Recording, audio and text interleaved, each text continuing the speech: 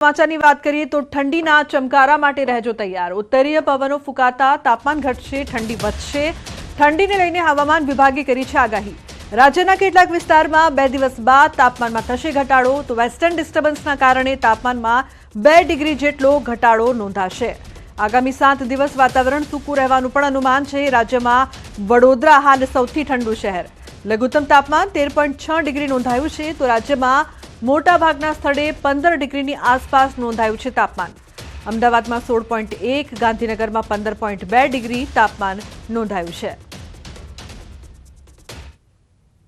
पिछले 24 घंटों में जो सबसे न्यूनतम तापमान है वो बड़ौदा में 13.6 डिग्री सेल्सियस दर्ज किया गया है। साथ ही अगर हम अहमदाबाद की बात करें तो उसमें 16.1 और गांधीनगर में 15.2 डिग्री सेल्सियस जो है न्यूनतम तापमान दर्ज किया गया है। अगले हफ्ते की बात करें तो अगले 2 से 3 दिनों तक तापमान 9 लार चीज में बना रहेगा। एक आध जगहों कुछ जगहों पे जो है 1-2 डिग्री 1 आध डिग्री जो है टेम्परेचर राइजिंग ट्रेंड में देखने को मिलेगा अगले 48 से घंटों के आसपास। उसके बाद जो है थोड़ा नॉर्दर्ली विंड का इफेक्ट रहेगा, जिसकी वजह से तापमान में 1-2 डिग्री की कुछ जगहों पे गिरावट देखने को मिलेगी। तो वावाझोड़ा अंगे सौथी मोटा समाचार। फिंजल वावाझोड़ा अंगे रेड एलर्ट, अत्यंत भारे पवन साथे अति भारे वरसादનું રેડ એલર્ટ જાહેર કરાયું। દેશના કેટલાક વિસ્તારમાં રેડ એલર્ટ જાહેર કરવામાં આવ્યું છે। તમિલનાડુમાં રેડ એલર્ટ જાહેર કરાયું છે। 3 જિલ્લામાં અત્યંત ભારે વરસાદની આગાહી। તમિલનાડુના 6 જિલ્લામાં શાળા કોલેજો બંધ।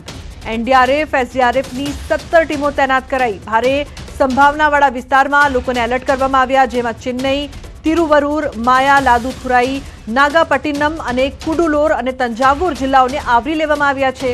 નીચાણવાળા વિસ્તારમાં અત્યંત ભારે પૂર પણ આવી શકે છે।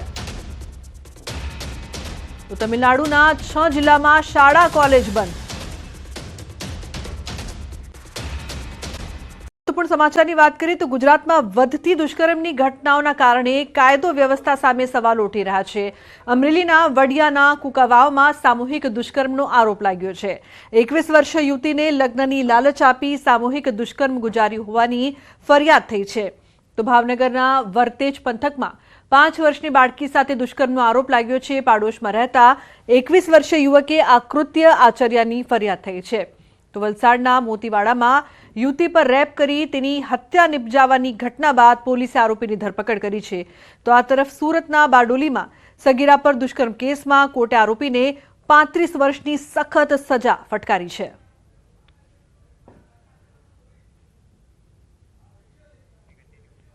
ભાવનગરમાં પણ 5 વર્ષની બાળકી સાથે દુષ્કર્મ। વરતેજ પંથકમાં 5 વર્ષની બાળકી સાથે દુષ્કર્મ। પાડોશમાં રહેતા 21 વર્ષીય યુવક પર દુષ્કર્મનો આરોપ। ચોકલેટ અપાવવાની લાલચ આપીને દુષ્કર્મ ગુજાર્યાનો આરોપ। વરતેજ પોલીસે ફરિયાદ નોંધીને તપાસ શરૂ કરી। તો બાળકીને ગંભીર ઇજાઓ થતા હોસ્પિટલ ખસેડાઈ છે।